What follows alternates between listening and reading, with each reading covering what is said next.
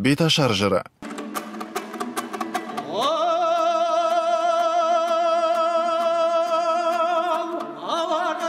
Келін түсіру тойында айтылатын ғұрыптық жырлардың бір түрі. Беташар ғұрыпын негізінен жыршы жыраулар мен ақындар, өлеңшілер атқарады. Өйткені ол өзіндік сазды әуені бар өлеңмен орындалады. Беташар екі түрлі мақсатты көздейді.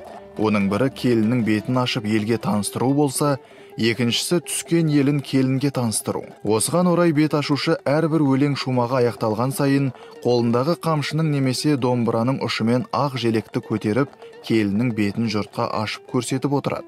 Келін де өз тарапынан ілтипат танытып, оң тізесін бүге сәлем етіп тұрады. Дәстүрлі беташарлар: айт келін-ау, айт келін, атыңның басын тарт келін, сауысқаннан сақ келін, жұмыртқадан ақ келін, атаң менен анаңның айтқызбай көңілін тап келін деген сияқты дәстүрлі жолдармен басталып, инабатты, ибалы, жақсы келін болуға үндейтін өсиеттермен, дәстүрлі қоғамның отбасылық қарым-қатынасына тән әдеп негіздерін тәптіштеумен жалғасады. Одан әрі келінге жаңа жұрты ата-енесінен басталып рет-ретімен таныстырылады. Келін көріңіз, көрімдігін беріңіз, ала-құла демеңіз, түсін айтып қойыңыз, жылқы берсең көктен бер, өзі жорға беріктен бер, қайын атаға бір сәлем деп әрқайсысына сәлем еткізіп көрімдік сұралады. Мұндайда жеңіл әзіл, шымшыма мысқыл да араласып отырады. Беташар соңы келінге тату тәтті, балалы шағалы бақытты ғұмыр тілеумен аяқталады. Ақын жыршылар беташар мәтінін өздерінше түрлендіріп,